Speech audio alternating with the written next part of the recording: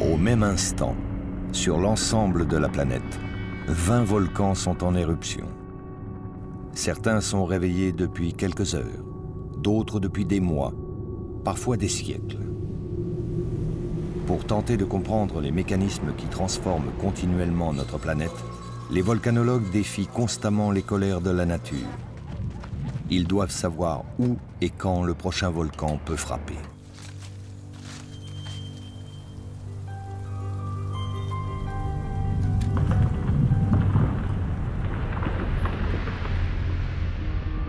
Au XXIe siècle, comme depuis plusieurs centaines de millions d'années, la plupart des volcans naissent et meurent sur les frontières d'une croûte terrestre constamment en mouvement.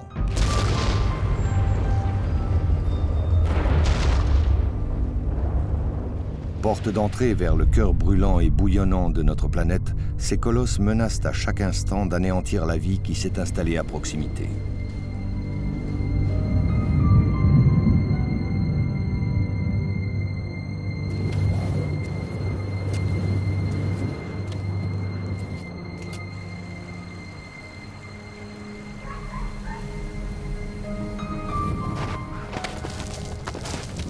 Pour éviter les tragédies, on demande alors aujourd'hui aux scientifiques d'être en mesure d'anticiper et de prévenir. On leur demande de devenir des prophètes et de savoir analyser les moindres manifestations des volcans.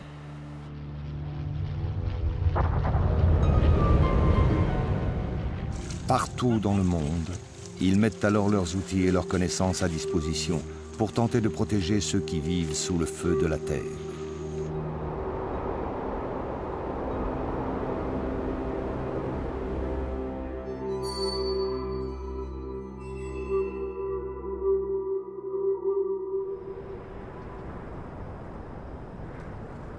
Au cœur des Andes, la vallée reculée du rio Paez est particulièrement exposée au danger d'un volcan géant, le Nevado del Huila. Son glacier culmine à plus de 5400 mètres d'altitude et en cas d'éruption, c'est le risque d'effondrement de cette calotte gelée qui constitue le plus grand danger pour les paysans colombiens de ces montagnes. Même une faible éruption peut faire céder le glacier suspendu au-dessus de la vallée.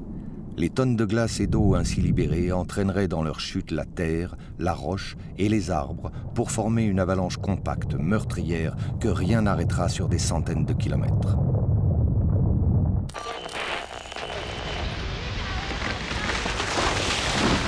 Déjà en 1994, un tremblement de terre dévastait les gorges du Rio. Plus de 1000 personnes trouvèrent la mort sous les glissements de terrain charriés par la rivière. Cette catastrophe sonna comme un avertissement. Une éruption faisant céder le glacier aurait pu être une tragédie plus grande encore et fait planer depuis une menace sur toute la vallée.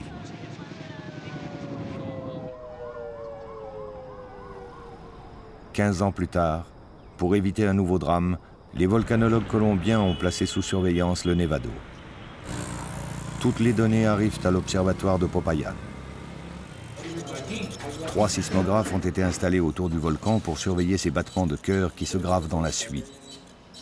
Adriana Restrepo coordonne les équipes qui se relaient jour et nuit. Les secousses de plus en plus fortes et de plus en plus rapprochées ont fait passer le volcan en alerte rouge, signifiant que l'éruption est imminente.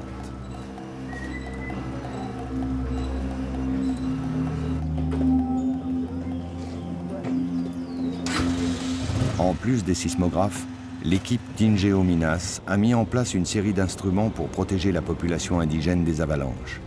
En pleine période de haute activité, scientifiques et techniciens doivent fréquemment partir sur le terrain vérifier les stations. Dans cette région inaccessible, il leur faut presque 2 jours pour atteindre les gorges dans lesquelles ont été déployés les instruments.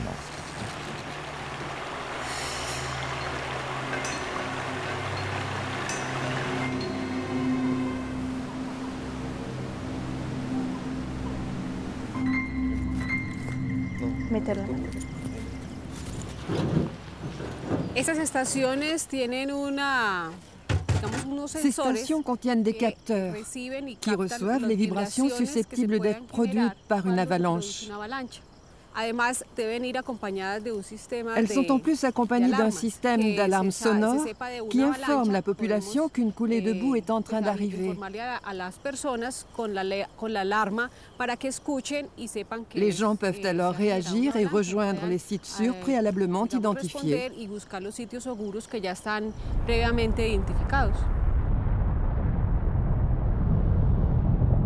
6 détecteurs d'avalanche ont été ainsi placés dans le fond des vallées qui entourent le volcan. Chacun est équipé d'une alarme sonore pour prévenir la population alentour. Le travail de prévention est nécessaire pour protéger ces paysans colombiens répartis dans des milliers de petites habitations clairsemées tout au long de la vallée. Un véritable effort de sensibilisation est fait dans les carrefours de vie où tout le monde doit se croiser un jour. Votre attention, s'il vous plaît. L'alerte rouge est maintenue, signifiant une possible éruption du volcan Nevado del Huila.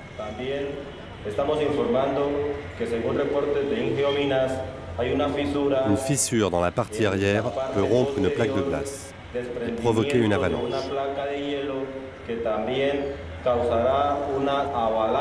Cette annonce est valable pour toute la communauté d'Insa et tous ceux qui se trouvent sur les rives du Rio Paez.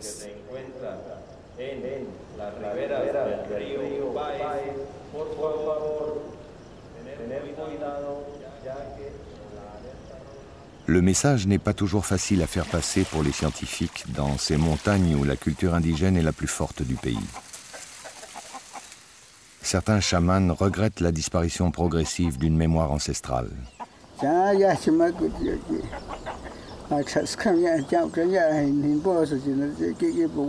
Si face à lui on pense trop vite que l'on est hors de danger, il peut provoquer une éruption plus grande encore, qui peut faire disparaître des villages entiers. Le Nevado a soif lui aussi, mais comme personne ne s'en rappelle, il explose pour qu'on se rende compte qu'il existe.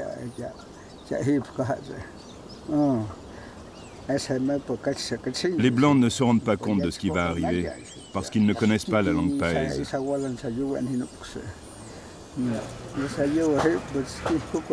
Ils ne savent regarder que les cahiers et les livres, mais ils ne ressentent rien dans leur corps.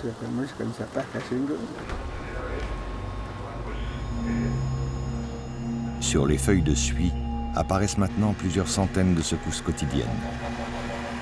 L'activité du Nevado ne cesse d'augmenter et le feu qui lui brûle les entrailles devra bientôt le faire exploser.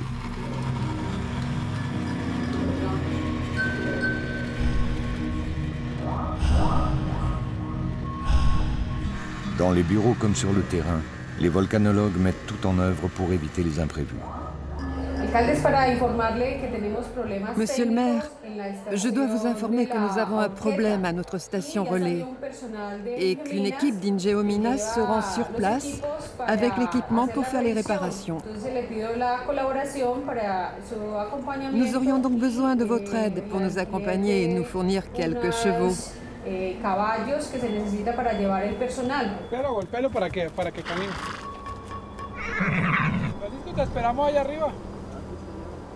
L'antenne relais plantée au sommet des montagnes est un point central du réseau. C'est elle qui redistribue les informations au reste de la vallée.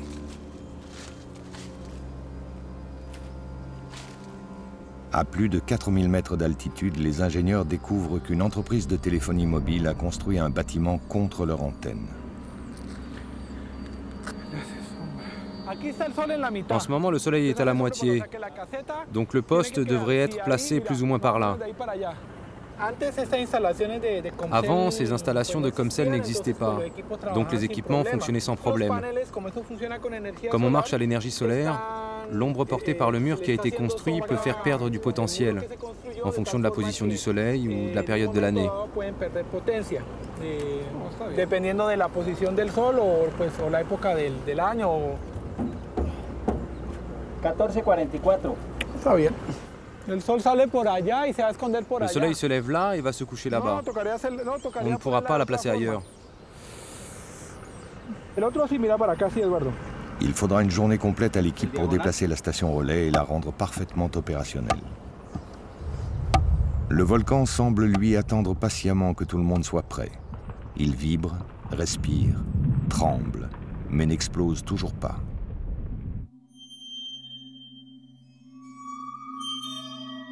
Une des clés pour comprendre le fonctionnement d'un volcan et prévoir ses prochaines éruptions, c'est d'accéder au magma et à son réservoir. L'archipel d'Hawaï est un point chaud qui permet aux volcanologues d'approcher le cœur du système volcanique quotidiennement. Le Kilauea est le volcan le plus actif au monde. C'est pourtant l'un des moins dangereux. Ces éruptions ne provoquent pas de réelles explosions, mais des rivières de lave fluide qui s'écoulent lentement jusqu'à la mer.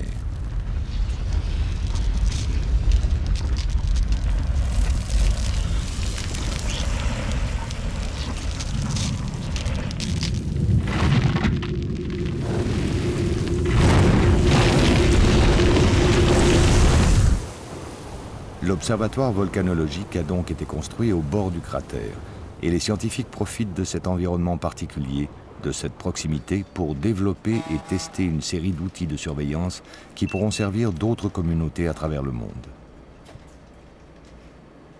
Le volcan est constamment filmé, photographié, enregistré. Tous les capteurs en place permettent de mieux comprendre pour mieux développer les instruments de demain.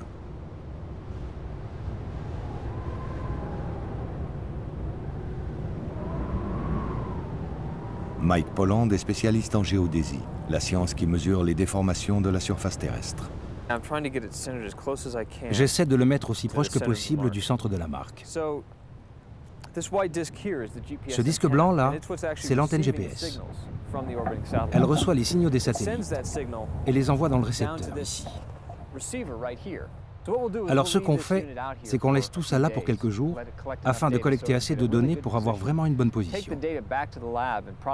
On amène les données au labo, on les traite, et on va être capable d'avoir la position de cette antenne à quelques millimètres près. En répétant cela au cours du temps, on peut voir comment le point de repère se déplace. Et quand on rapporte cela à tous les autres repères, ici sur le Kilauea, ça nous donne une très bonne idée de comment la surface du volcan se déforme. Alors on peut en déduire où est le magma sous le volcan, combien il y en a, et si oui ou non le volcan risque d'entrer en éruption.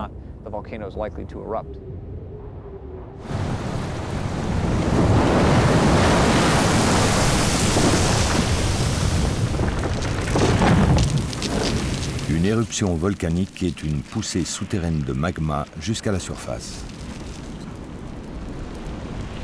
La composition de ce magma, sa température, sa teneur en cristaux, sa densité, sa viscosité et sa capacité à retenir les gaz dissous ont une action primordiale sur les différents types d'éruptions. À l'intérieur du volcan, le magma bouillonne et les gaz qu'il laisse échapper à travers les fumerolles sont une signature de son état et de sa position. Un instrument capable de mesurer la composition de ces gaz donnera des informations précises sur la progression de la lave et l'éventualité d'une éruption.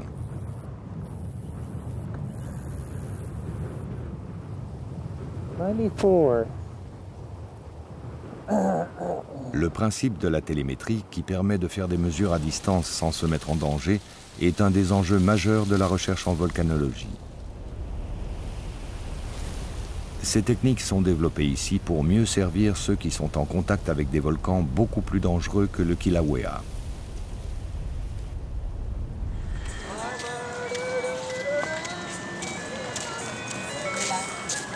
Aux Philippines, le volcan Mayon a été particulièrement meurtrier dans les années passées.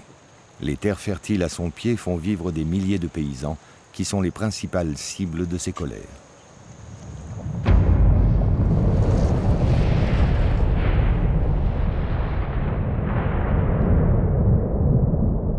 Le plus à craindre est une coulée pyroclastique. Un nuage de gaz brûlant, de cendres incandescentes et de roches en fusion qui dévalent les flancs du volcan à plus de 100 km à l'heure, causant la mort quasi certaine de tous ceux qui se trouvent sur sa route.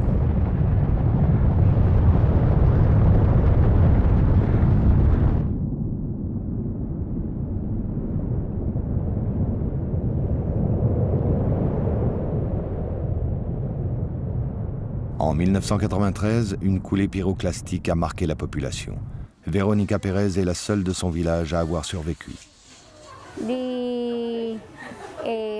D'abord, il y a eu l'air. Un air brûlant. Ensuite, la lave est descendue, en roulant. Je me suis dit, c'est quoi ça? Parce que le bruit était comme celui d'un avion. J'ai pensé, un avion? Non. En regardant vers le haut, j'ai vu les arbres tomber. Au bout de 5 minutes, ma peau tombait. Ici. Et là. Alors je me suis assise par terre. Et je me suis dit à moi-même, je veux vivre, je veux vivre. C'est tout, je veux juste vivre. Pour éviter de nouvelles catastrophes, les scientifiques philippins comptent aujourd'hui sur leurs instruments. En plus d'une veille visuelle et d'un réseau de sismographes, l'observatoire s'est modernisé en s'équipant d'une batterie d'outils capable de mesurer l'inclinaison du sol, sa dilatation et les gaz émis par le volcan. Directeur de l'observatoire, Ed Laguerta est le meilleur spécialiste du volcan Mayon. Les instruments sont très importants pour anticiper les prochaines éruptions, parce que le volcan n'est pas toujours visible. Il peut être recouvert de nuages, et pendant la saison des pluies, ici aux Philippines, ça peut durer des mois. Si nous dépendions uniquement de l'observation directe, nous n'aurions pas le temps d'évacuer les gens. Pour contrer ce manque de visibilité, les volcanologues utilisent un outil venu d'Hawaï, le FlySpec, qui permet de mesurer le dioxyde de soufre dans le panache de fumée qui s'échappe du sommet du volcan.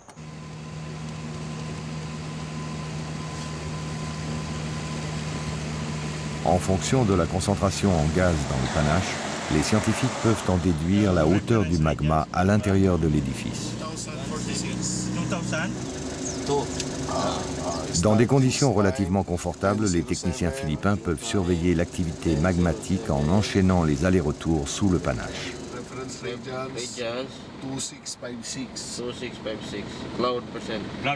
La couverture nuageuse est toujours de 5%, bonnes conditions météo. Depuis plusieurs mois, le magma ne cesse de monter dans les conduits du volcan, ce qui indique que le Mayon menace d'entrer une fois encore en éruption.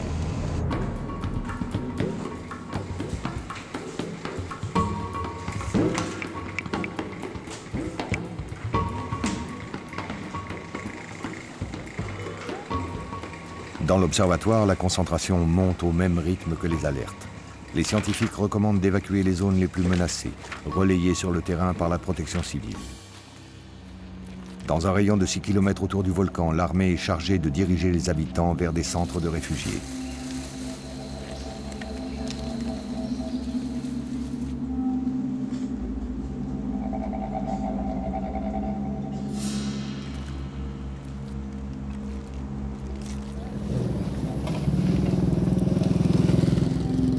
Hindi tayo pwedeng pumasok pero pwedeng maglakad yung sasakyan dito lang. Sa ngayon meron pang ilan. Il y a encore des gens, oui. Nous n'avons pas encore fait évacuer tout le monde. Nous leur conseillons de partir dans un lieu plus sûr pendant que le volcan n'est pas tout à fait réveillé.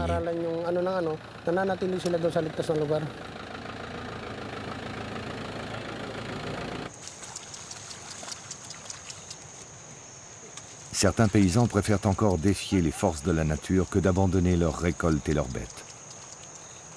Leurs cultures sont leurs seules ressources et l'intervention des scientifiques dans leur vie est encore trop récente pour être sérieusement prise en compte.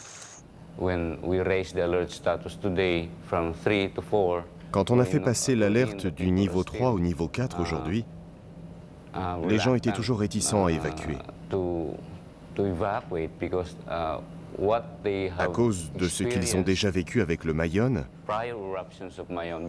et parce qu'ils ont déjà connu de nombreuses éruptions, ils attendent de voir des signes physiques concrets avant de se dire que le volcan va entrer en éruption et qu'il menace leur communauté.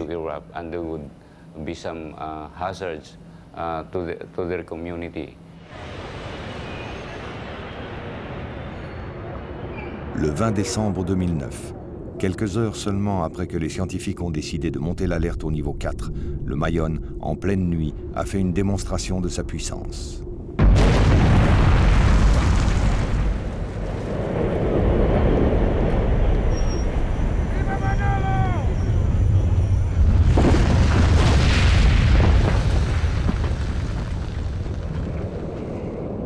Plusieurs millions de tonnes de lave se sont écoulées sur les flancs du volcan, construisant progressivement des édifices menaçants.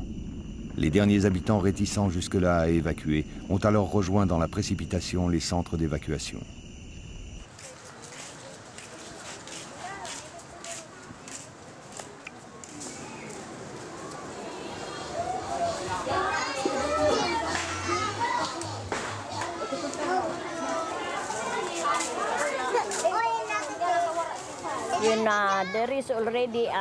Quand il y avait déjà des cendres qui sortaient et qu'on entendait le volcan faire boum boum boum et qu'il y avait un peu de feu qui descendait, alors notre chef nous a ordonné d'évacuer à ce moment-là. Les volcanologues nous avaient déjà demandé d'évacuer. Mais personne n'a bougé avant qu'on ne voie le feu descendre.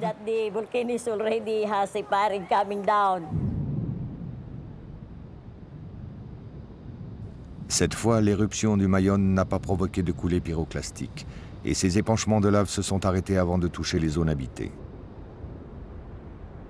Personne n'a été touché pendant cet événement.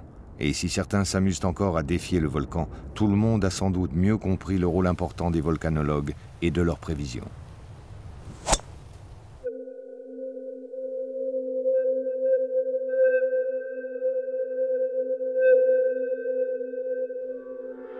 En Colombie, les volcanologues ont également gagné quelques points de crédibilité auprès de la population. L'éruption tant redoutée du Nevado del Huila s'est finalement déclenchée le 21 novembre 2008, elle aussi au beau milieu de la nuit.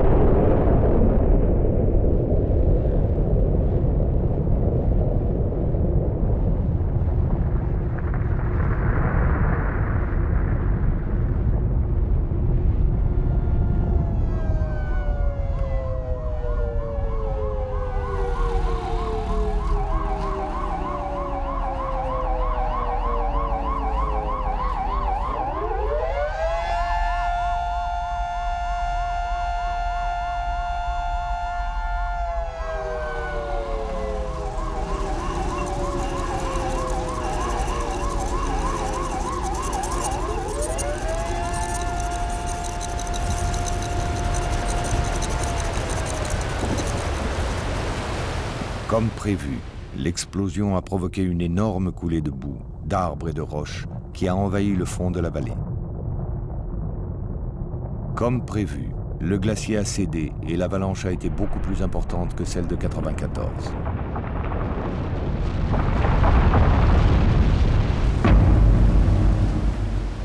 Le matin suivant l'éruption, la ville de Belalcázar se réveille choquée, figée dans la boue.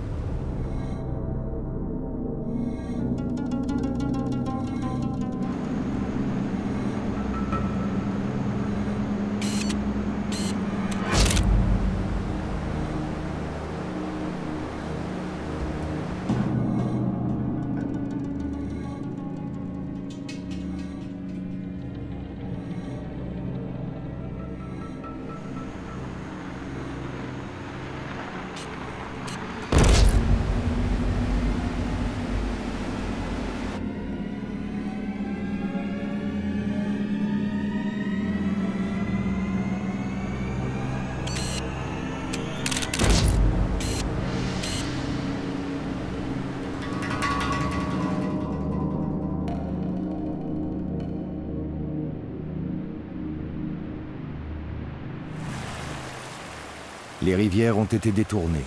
Les ponts et les routes sont coupés, privant les familles d'électricité et de tout contact avec les grandes villes. Mais le réseau de surveillance et d'alerte qui avait été mis en place par les volcanologues d'Inge Minas a parfaitement fonctionné. Les dégâts sont surtout matériels cette fois. Des milliers de vies ont été sauvées.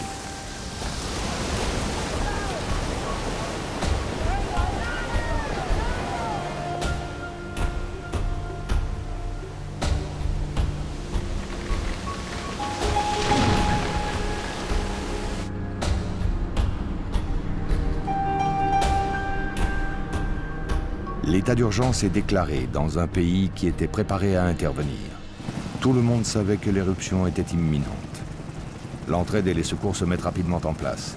L'armée et les aides humanitaires s'organisent tout au long de la vallée Paez. La coulée de boue est descendue sur plus de 150 km. Il y a un saut au niveau de la marque sur la route, là. À droite, ça a l'air un peu plus haut. Les équipes scientifiques d'Inge Minas se répartissent aussi sur l'ensemble de la zone endommagée pour évaluer l'ampleur de l'avalanche et estimer sa force.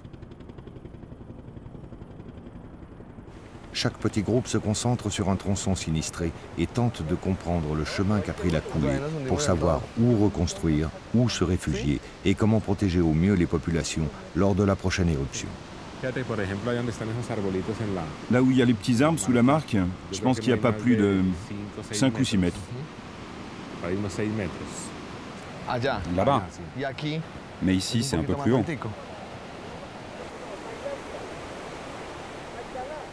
Après 3 jours d'investigation, le géologue Hugo Murcia tire un premier bilan.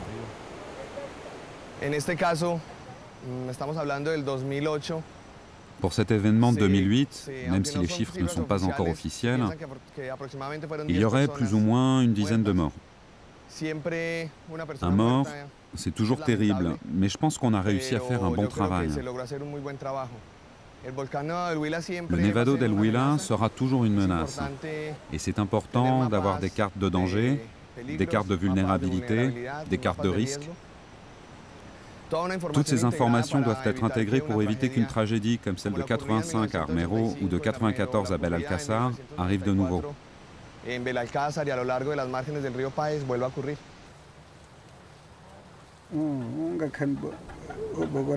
Si nous, les anciens, on continue de perdre la mémoire, le Nevado ne se calmera pas. Et si le Nevado se vide de toute sa lave, on dit que ses filles se réveilleront. Et qu'après ce réveil, il se calmera. Que quand il aura enseveli assez de personnes, il se rendormira.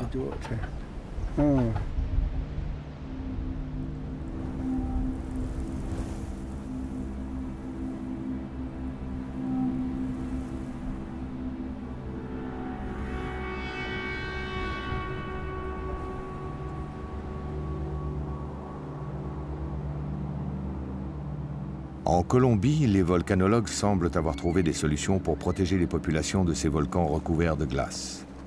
Mais chaque volcan a son propre caractère, sa propre identité, et chacun d'entre eux nécessite de développer de nouvelles stratégies de prévention et de défense.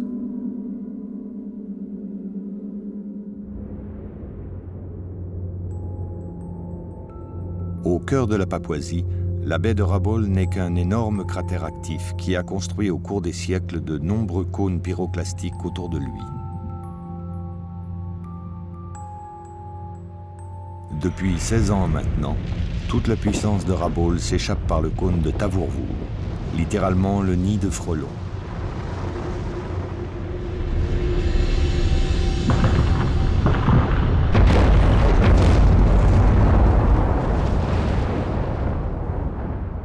Ces explosions envoient continuellement des nuages de cendres sur les habitants d'une ville devenue grise.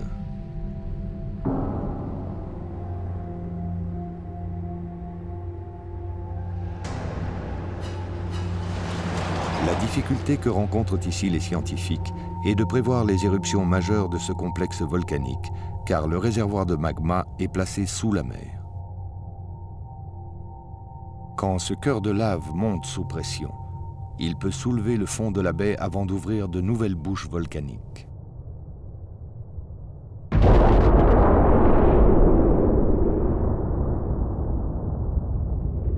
La formation de ces nouveaux cônes dégage une énergie formidable, capable d'entraîner des pluies de cendres et de bombes, des tsunamis, des nuées ardentes et des coulées pyroclastiques.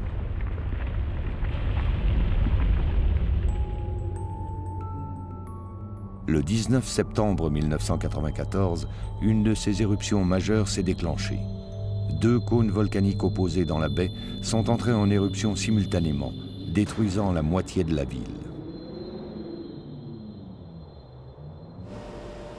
La population a pourtant été sauvée de ce cataclysme grâce à l'initiative de l'Observatoire volcanologique. En plus de l'inévitable réseau de sismographes, les scientifiques avaient eu l'idée astucieuse de mettre en place un système de 3 marégraphes dans la baie. Ces pylônes fixés sur le fond mesurent habituellement le niveau de la mer. Mais à Rabaul, ils ont permis de mesurer l'élévation du fond marin. La veille de l'éruption, en 1994, le fond de la baie a enflé à tel point que les marégraphes ont mesuré un soulèvement de plus de 5 mètres en quelques heures. Le ventre du volcan était prêt à exploser. Les 70 000 habitants de la région ont tous été évacués et sauvés dans la nuit.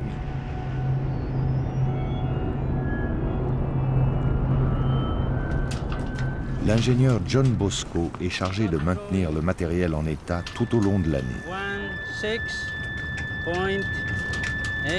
16.8094. Donc c'est en train de transmettre.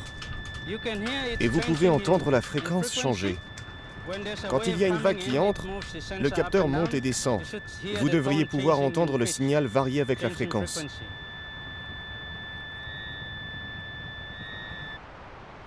Mais les marégraphes n'ont pas tout résolu.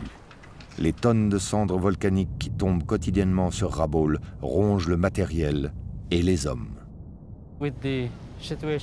Avec la situation ici, à cause de la cendre, c'est très corrosif. Avec les gaz qui s'échappent et tout ce qui sort du volcan, les travaux de maintenance coûtent très cher. Depuis le jour de l'éruption, le Tavurvur alterne les phases de sommeil et de forte activité. Si certains ont préféré se réinstaller dans les montagnes de l'arrière-pays, un tiers de la population s'attache encore à sa terre natale et tente de survivre sous les poussières toxiques.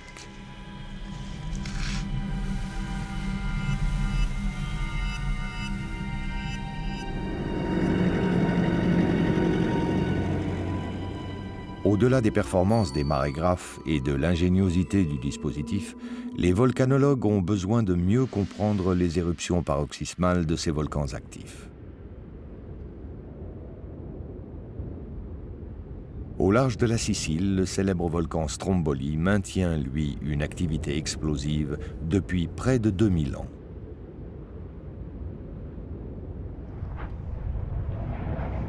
Comme à Hawaï, cet édifice facile d'accès attire les volcanologues du monde entier. Il est devenu aujourd'hui le volcan le mieux surveillé au monde. Un véritable favori qui permet aux scientifiques d'aller plus loin dans l'étude et la compréhension de ces montagnes ardentes.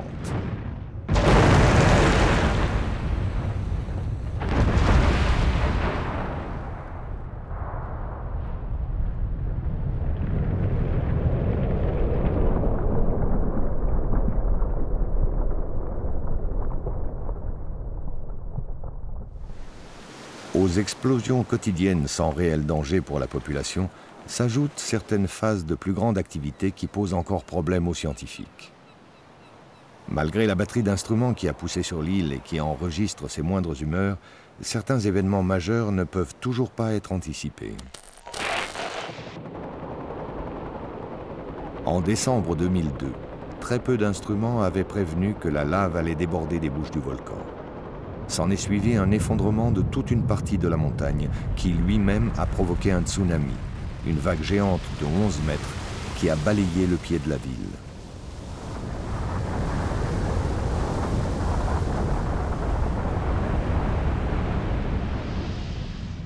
En cette période de l'année, l'île était presque déserte et le raz-de-marée n'a fait aucune victime.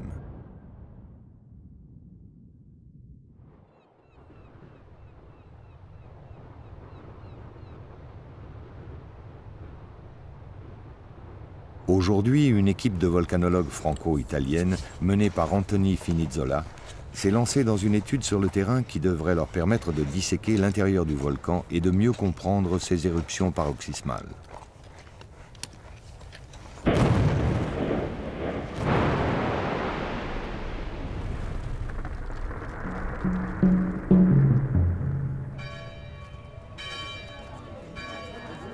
Alors, 3 bobines vont là-bas, à l'entrée de la ligne directe. Une va vers les premiers abris et 2 descendent sur la ligne directe.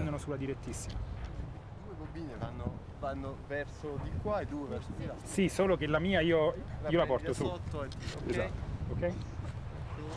Leur but est de mettre en place un dispositif géoélectrique constitué d'une toile de 6 câbles déroulés sur le volcan. Cette technique d'imagerie doit permettre de reconstruire les 3 dimensions de la montagne grâce à sa conductivité. D'une manière générale, l'objectif, ce qu'on est en train de faire, c'est étudier la structure d'un volcan par l'intermédiaire de ces mesures électriques, c'est-à-dire qu'on essaye de voir où circule ce que nous, on observe en tant que conducteurs, c'est-à-dire la présence d'eau dans le sol. Ça va nous permettre d'une part de mieux comprendre la structuration de l'édifice, il y a une vie, un passé, ce n'est pas une simple montagne homogène, bien évidemment il y a des hétérogénéités et ces hétérogénéités sont fondamentales à comprendre pour connaître les zones de faiblesse du volcan. Et la présence d'eau dans le volcan est particulièrement importante parce que c'est elle qui peut occasionner des éruptions paroxysmales si on a interaction entre le magma et l'eau.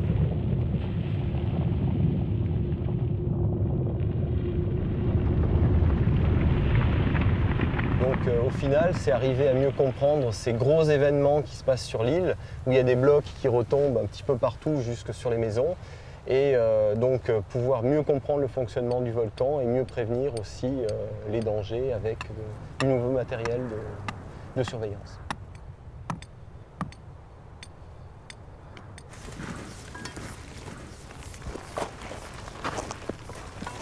Le conduit volcanique se situe à une distance qui est très proche en profondeur, mais très proche de l'endroit qu'on va investiguer. Donc tenter de mieux comprendre ces interactions entre l'eau de pluie qui s'infiltre et qui est susceptible de créer des éruptions relativement fortes dans le cas d'interactions au magma. C'est vraiment un avantage de pouvoir s'approcher aussi près de cratères actifs. Ça, on ne peut pas se le permettre sur des volcans plus explosifs. Là, on est quand même à des distances qui sont ridicules des cheminées volcaniques.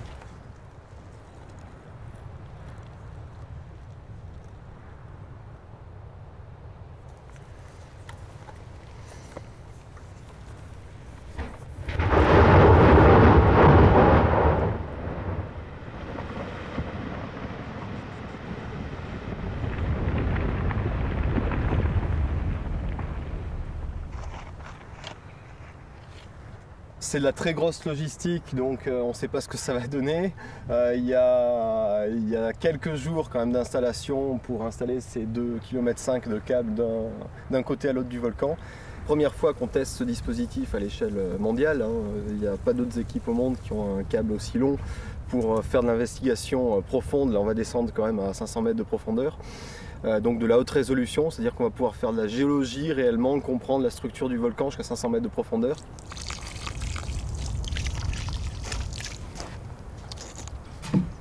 Là, c'est la dernière manip, donc on connecte tous les 40 mètres les électrodes, donc 64 électrodes depuis le sommet jusqu'à la mer, et puis ensuite il n'y a plus qu'à injecter du courant. Alors Stromboli est un bon point de départ parce que en fait on sait qu'il y a des interactions au magma au niveau de ce volcan, on sait qu'il y a des zones de faiblesse aussi et des risques de déstabilisation, c'est ce qui s'est passé en fin 2002, en décembre 2002. Donc c'est un bon point de départ, c'est-à-dire qu'on sait qu'a priori on devrait trouver quelque chose d'intéressant. Et bien évidemment, à partir du moment que le dispositif marche, on peut imaginer son application sur d'autres volcans, c'est l'objectif.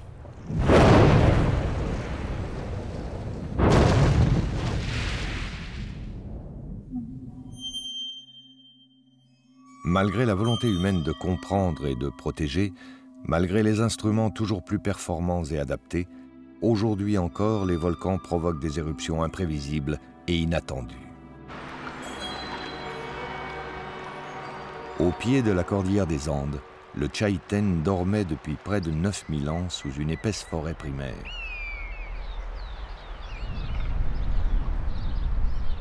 Tout le monde avait oublié qu'il s'agissait d'un volcan actif et personne ne l'avait placé sous surveillance.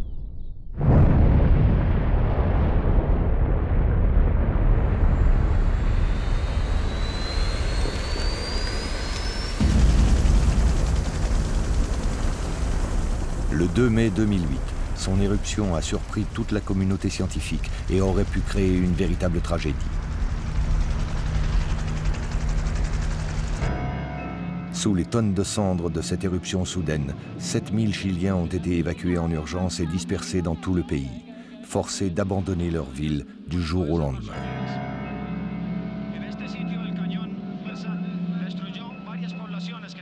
Ne connaissant rien de l'identité du volcan, la ville est fermée, interdite à toute présence humaine jusqu'à nouvel ordre.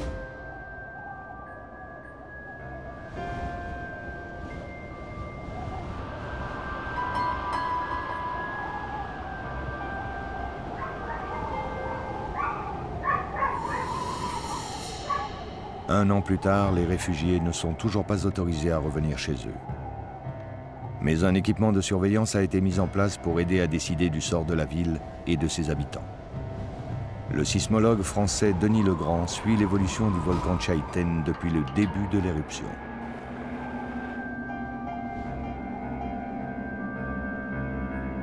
À travers le regard des caméras, les volcanologues découvrent un volcan toujours actif et une ville qui semble se faire engloutir irrémédiablement sous les cendres.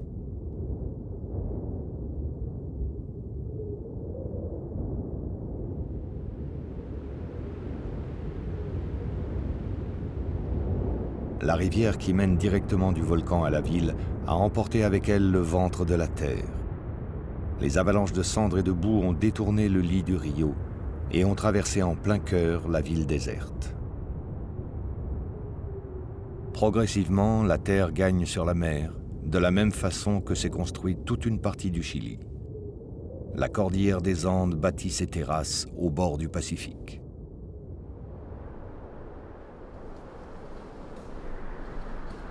Plus dramatique encore pour la destinée de la ville et de ses anciens habitants, c'est cette menace faite de pierre qui ne cesse de croître au sommet du volcan.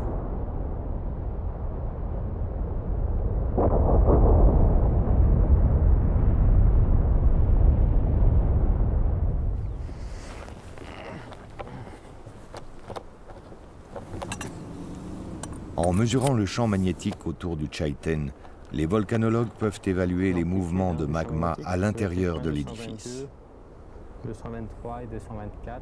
Jusqu'au bout du monde, les techniques de télémétrie leur permettent d'étudier à moindre risque l'immense variété de ces montagnes vivantes. Ici, un dôme de 600 mètres est apparu au centre du cratère. C'est une nouvelle montagne qui est en train de naître.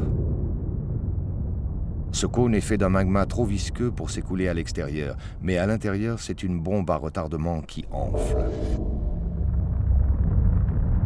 Si ce dôme chauffé à blanc s'effondre sur lui-même, ou s'il éclate dans une nouvelle explosion, il pourrait brûler la ville à son pied sous un nuage pyroclastique, exactement comme à Pompéi, il y a 2000 ans.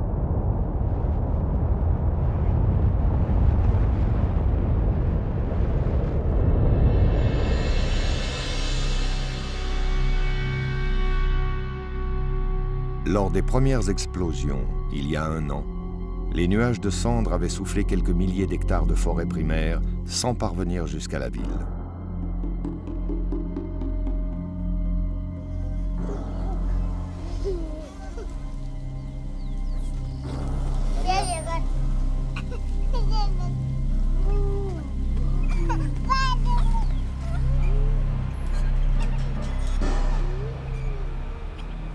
Malgré les menaces bien identifiées, certains habitants ont décidé de revenir vivre chez eux.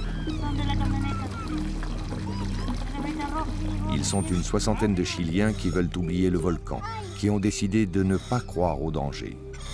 Il est parfois trop douloureux de se résoudre à abandonner ce qu'on a construit pendant toute une vie.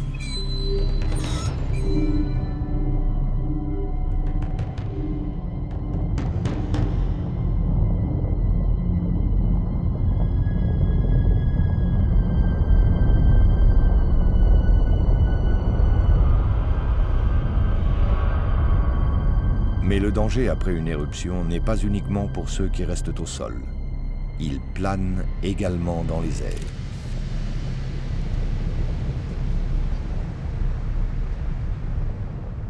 Les poussières volcaniques ont certaines caractéristiques qui en font de véritables pièges aériens.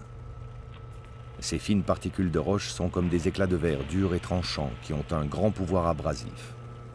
Elles sont capables de dépolir n'importe quelle surface de métal, de plastique ou de verre, et d'endommager ainsi sérieusement les avions de grande ligne qui traversent les panaches. La taille minuscule des particules leur permet de s'infiltrer partout, notamment dans les ventilateurs des moteurs d'avion. Leur fort pouvoir corrosif oxyde et ronge le métal rapidement. Un des incidents qui a marqué l'histoire de l'aviation est celle du capitaine Eric Moody à bord de son Boeing 747. Nous allions de Kuala Lumpur à Perth, à l'ouest de l'Australie. Il s'agissait d'un vol en soirée très simple. Mais l'ingénieur, qui est assis entre les deux pilotes, a dit « Le moteur numéro 4 s'est éteint ». Donc j'ai regardé et oui, c'était le cas. Il était en train de s'éteindre très lentement.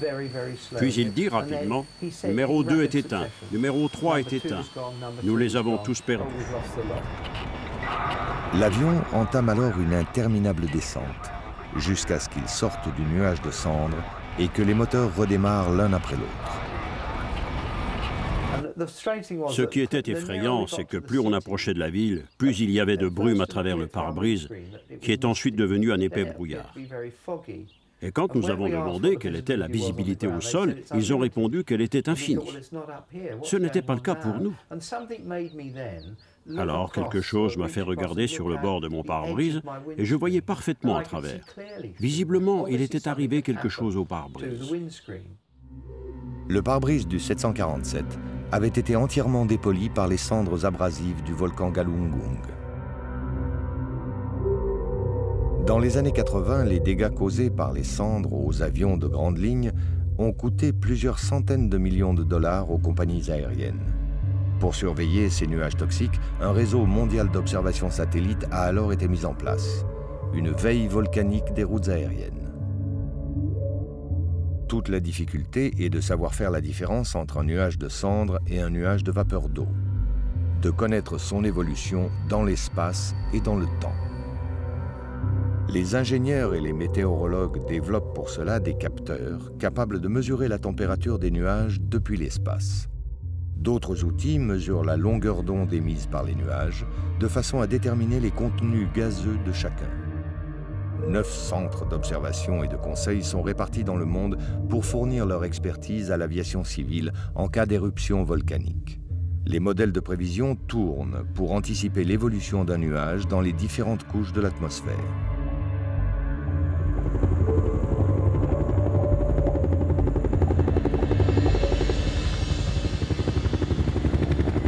« 20 ans après la création de ces centres de surveillance, un volcan qui dormait depuis presque 2 siècles va mettre à l'épreuve les analystes et les prévisionnistes.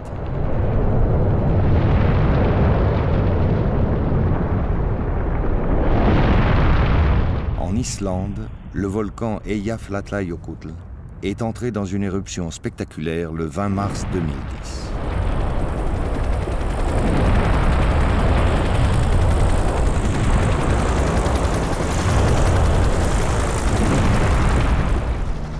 Le monde entier regarde fasciné cette terre vivante qui joue avec l'eau et le feu.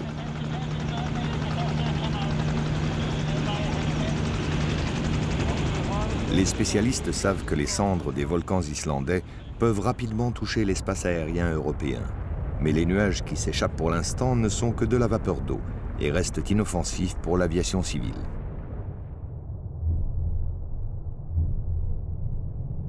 Trois semaines après l'ouverture de la fissure, une seconde éruption va devenir beaucoup plus problématique.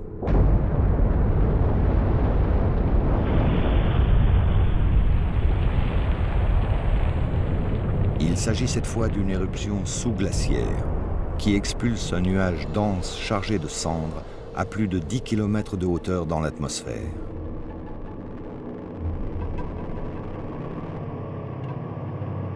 Les modélisations de l'évolution du nuage aux différentes altitudes ont toutes confirmé que l'Europe allait être touchée. Cette nouvelle va créer un chaos sans précédent. L'ensemble des aéroports européens ferment ses portes pendant 5 jours entiers. Chaque jour, les compagnies aériennes perdent plusieurs dizaines de millions de dollars. Le monde occidental se retrouve soudain paralysé.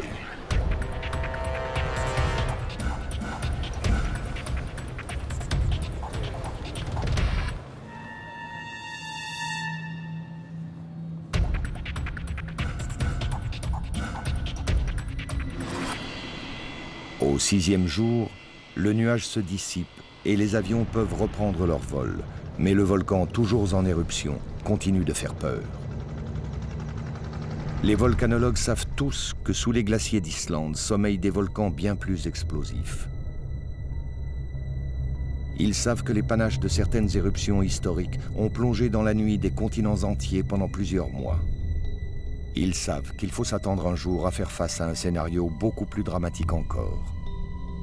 Les forces telluriques peuvent rapidement entraîner une véritable catastrophe économique dans le monde et les scientifiques ne pourront jamais l'empêcher.